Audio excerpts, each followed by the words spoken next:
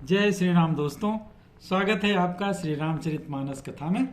पिछले भाग में हमने देखा जैसे ही भगवान शंकर ने पार्वती जी को कहा कि नारद ने श्राप दिया था भगवान को, तो पार्वती जी आश्चर्यचकित हो गई और बोली वो कथा बताइए क्या था, ऐसे कैसे हो गया कि नारद जी ने श्राप दे दिया। तो वही कथा आज हम करेंगे। चलिए शुरू करते हैं ये प्रसंग। हिमगिरि गुहा एक अति पावनी, बस समीप सुरसरी सुहावनी। आश्रम परम पुनीत सुहावा, देख देव ऋषि मन अति भावा।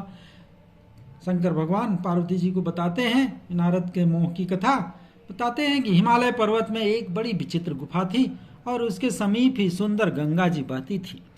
वह परम विचित्र सुंदर आश्रम देखने पर नारद जी के मन को बहुत ही सुहावना लगा। निरखी शैल सरी विपिन विभागा, भयउ रमापति पद अनुरागा। सुमिरत हरि श्राप गति बाधी, सहज विमल मन लागी समाधि। पर्वत, नदी और वन के सुंदर विभागों को देखकर नारद जी का लक्ष्मीकांत भगवान के चरणों में प्रेम हो गया। भगवान का स्मरण करते ही उन नारद मुनि के शाप की, जो शाप उन्हें दक्ष प्रजापति ने दिया था, जिसके कारण वे एक स्थान पर ठहर नहीं सकते थे। नारद जी को श्राप था, उन्होंने दक्ष प्रजापति ने दिया था कि आप एक जगह नहीं रुक सकते, इसीलिए नारद जी हमेशा भ्रमण कर रहते हैं। और लेकिन जब उस बाग को देखा, सुंदर विभाग को देखा, तो उनको गति रुक गई, अर्थात वो वहीं पर रुक गए और मन के स्वाभाविक ही निर्मल होने से उनकी वहां समाधि लग गई और समाधि लगा के वो बैठ गए। मुनि गति देखी सुरेश डराना, काम ही बोली कीन सन्माना। सहित समाय जाहु मम हेतु, चले हरसिह जलचर केतु। नारद मुनि की यह तपस्या वाली स्थिति देखकर देवराज इंद्र डर गए। देवराज इंद्र सबसे पहले डरते हैं कि कहीं मेरी कुर्सी खतरे में तो नहीं है। तो जैसे ही नारद जी की समाधि देखी तो डर गए तुरंत। उन्होंने तुरंत कामदेव को बुलाया और खूब उनका आदर सम्मान किया। अरे आ जाओ आ जाओ, और कहा कि मेरे भलाई के लिए तुम अपने सेना लेकर के पहुंच जाओ, जाके नारद की समाधि भंग करो भाई, नहीं तो ये जो है हमारा राज्य को खतरा होने वाला है। ये सुन के जो मीन ध्वज कामदेव मन में खुश होकर के चले कि हमारे राजा ने मुझे काम दिया है, चलो हम करके आते हैं। सुना सिर मन महुअसि त्रासा, चहत देव ऋषि मम पुरबासा। जे कामी लोलुप जग माही, कुटिल का कैव सब ही डेराही। इंद्र के मन में ये डर लगा हुआ था कि देवर्षि नारद जो है मेरी अमरावती का निवास राज्य लेना चाहते, इसीलिए तप कर रहे हैं। संसार में जो लोग कामी और लोभी होते हैं वे कुटिल कौवे की तरह हर जगह डरते रहते हैं कि यार कहीं ये तो नहीं करेगा, ये तो नहीं करेगा। बस वही डर इंद्र के मन में समाया था।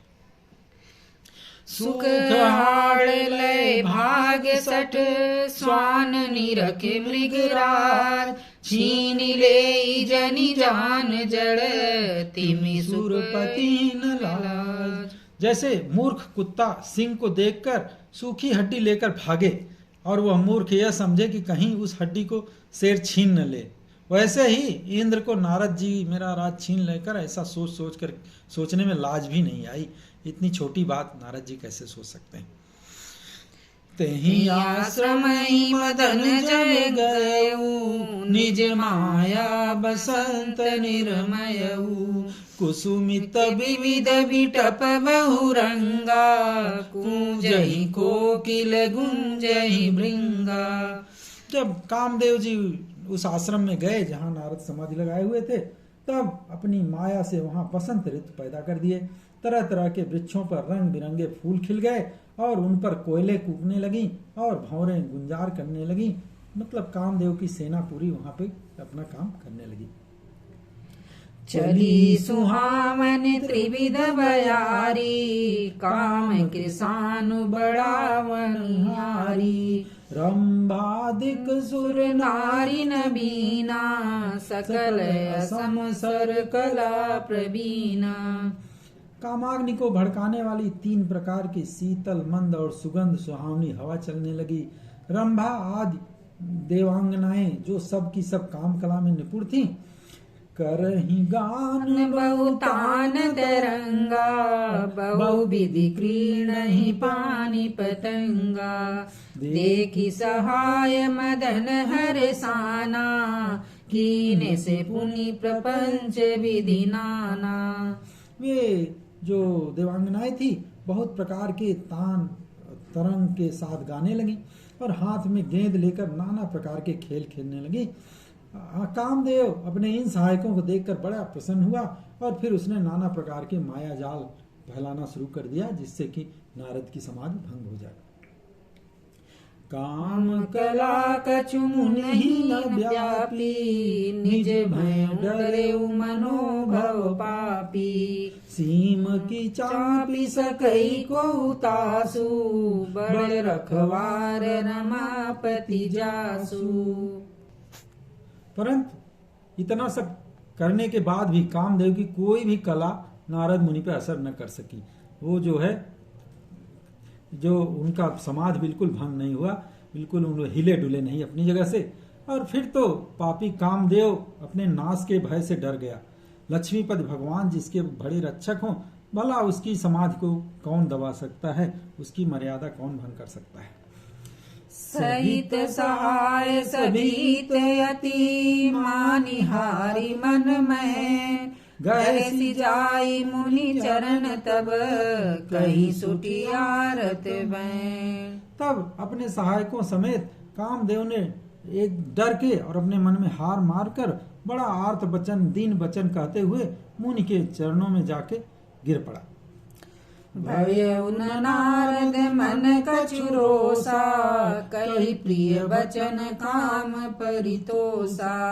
नाई चरण सिरु आय सुपाई, गयउ मदन तब सहित सहाई। नारद जी के मन में कुछ भी क्रोध न आया। चरण तो पकड़ लिए कामदेव जाके, लेकिन नारद ऋषि के मन में कोई क्रोध नहीं आया। उन्होंने बड़े प्रेम से कामदेव को समाधान किया, उनको समझाया और फिर मुनि के चरणों में सिर नवाकर और उनकी आज्ञा पाकर कामदेव अपने सहायकों सहित वापस लौट गया। मुनि सुशीलतायापनि करनी, सुरपति सभा जाई सब बरनी। सुनी सब के मन अचर जुआवा, मुनि प्रशंसी हरहि सिरुनावा। देवराज इंद्र की सभा में गए वो कामदेव और मुनि नारद की विनम्रता और अपनी करतूत सब बताया, जिसे सुन के सबके मन में आश्चर्य हुआ। बोले कामदेव से कैसे नारद जी बच गए, उनका समाधि भंग क्यों नहीं हुआ। और इसके बाद भी मुनि उनको जो है कुछ बोले नहीं। अक्सर जो है ऋषि लोग श्राप दे देते हैं, ऐसी कोई उनसे धूर्तता करता है, लेकिन नारद जी उनको कुछ भी नहीं बोला। तो इस सबको सुन के बड़ा सबको आश्चर्य हुआ। सबने मुनि नारद की बड़ाई किया और भगवान हरि विष्णु भगवान को सिर नवाया, क्योंकि विष्णु के भक्त नारद जी ही हैं। तो विष्णु की कृपा जिस पे है, भगवान की कृपा जिस पे है, उसका कोई कुछ बिगाड़ नहीं सकता।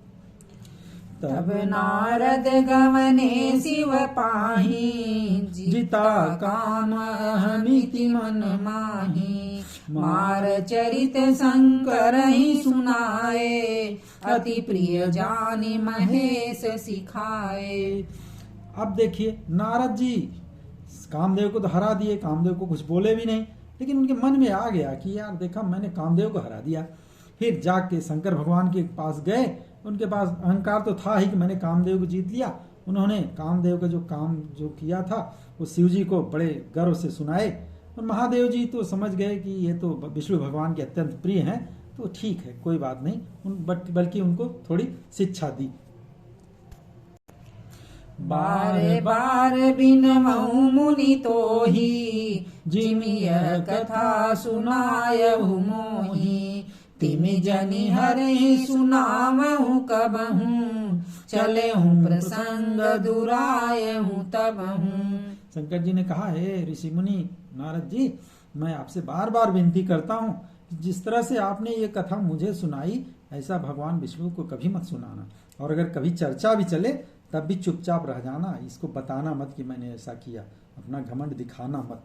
लेकिन नारद तो नारद हैं, घमंड जिसके सर पे चढ़ जाता है तो उसको जो है कुछ ज्ञान नहीं रहता। अगर अच्छी सीख दीजिए तब भी उसको समझ में नहीं आता।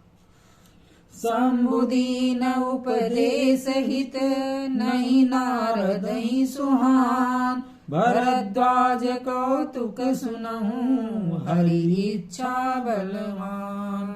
यद्यपि भगवान शिव ने उनके हित की शिक्षा दी, उनके भले के लिए कहा, लेकिन नारद जी को ये बात अच्छी नहीं लगी। मुझे समझा रहे हैं ये।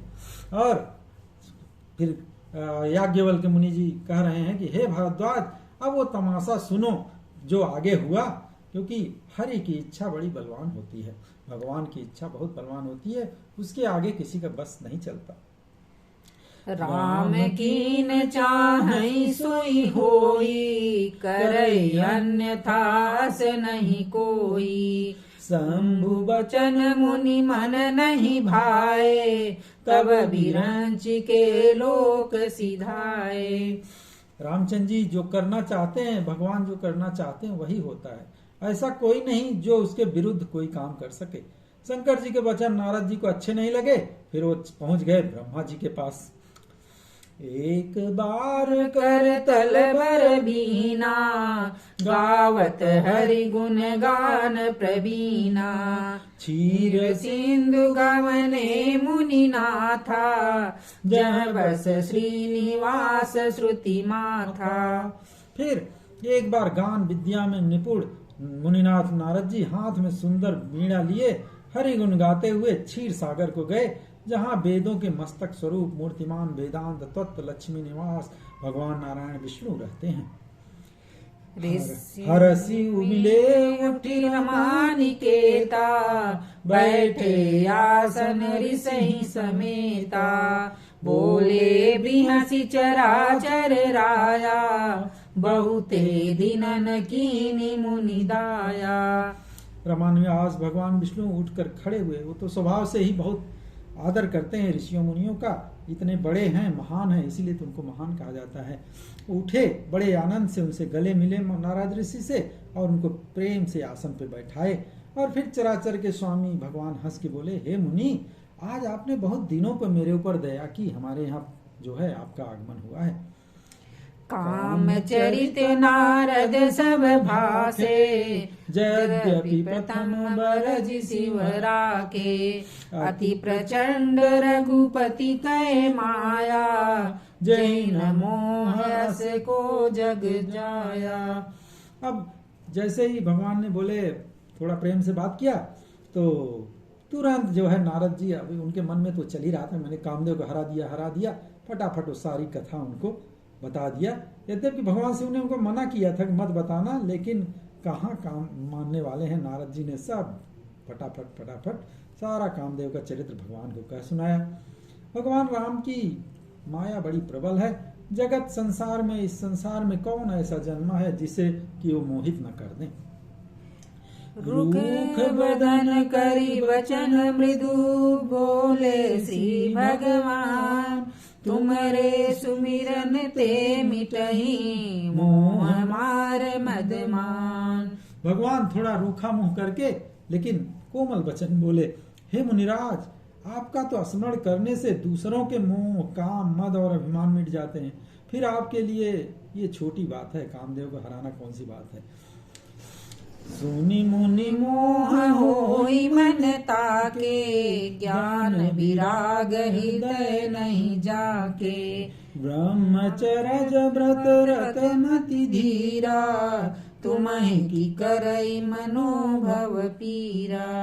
विष्णु भगवान बोले, हे मुनि सुनिए, मोह तो उसको मन में होता है जिसके हृदय में ज्ञान और वैराग नहीं है। आप तो ब्रह्मचर्य व्रत में तत्पर और बड़े धीर बुद्धि हैं, भला कहीं आपको भी कामदेव सता सकता है। नारद कहे सहित अभिमाना, कृपा तुम्हारी सकल भगवाना। करुणा निधि मन दीख विचारी, उर अंकर उगरब तरु भारी। नारद जी ने अभिमान के साथ, बड़े अभिमान से कहा, भगवान, यह सब आपकी कृपा है, मैं तो कामदेव को हराया तो आपकी ही कृपा है। लेकिन उनके अंदर घमंड जो है दिख रहा था। भगवान करुणा निधान ने मन में विचार के देखा, भाई नारद के मन में तो बड़ा भारी घमंड का पेड़ हो गया है, पैदा हो गया है। बेगी सो मैं डाली हूँ बखारी, पन हमार सेवक हितकारी। मुनि कर हित मम कौतुक होई, अवश्य उपाय कर भी मैं सोई। भगवान ने सोचा, यार भाई ये तो मेरा भक्त है, इसके अंदर अगर अभिमान हो गया है तो मेरा कर्तव्य है कि मैं इसका अभिमान दूर करूं। मैं तुरंत उस पेड़ को उखाड़ फेंकूंगा, क्योंकि सेवकों का हित करना तो हमारा प्रण है, भगवान का प्रण है। मैं अवश्य ही ऐसा उपाय करूंगा जिससे मुनि नारद का कल्याण हो और मेरा खेला भी हो जाए, मेरा मनोरंजन भी हो जाएगा। तब नारद हरि पद सिर नाई, चले हृदय अहमि के अधिकाई। श्रीपति निज माया तव प्रेरी, सुनहु कठिन करनी तेहि केरी। तब नारद जी भगवान के चरणों में सिर नवा के चल पड़े, लेकिन उनके हृदय में अभिमान ऐसा था और भी बढ़ गया जब भगवान ने थोड़ी प्रशंसा कर दी। फिर क्या हुआ, तब लक्ष्मीपति भगवान ने अपनी माया को प्रेरित किया, बोला अब कुछ करना पड़ेगा, चलो मैं बताता हूं, तुम ऐसे ही करो। इसके बाद अब आगे जो है भगवान विष्णु ने कैसे नारद का मोह दूर किया, ये कथा हम अगले भाग में करेंगे। आज के लिए बस इतना ही। तब तक प्रेम से बोलिए सियावर रामचंद्र की जय, पवन सुत हनुमान की जय, उमापति महादेव की जय, राधा कृष्ण चंद्र की जय।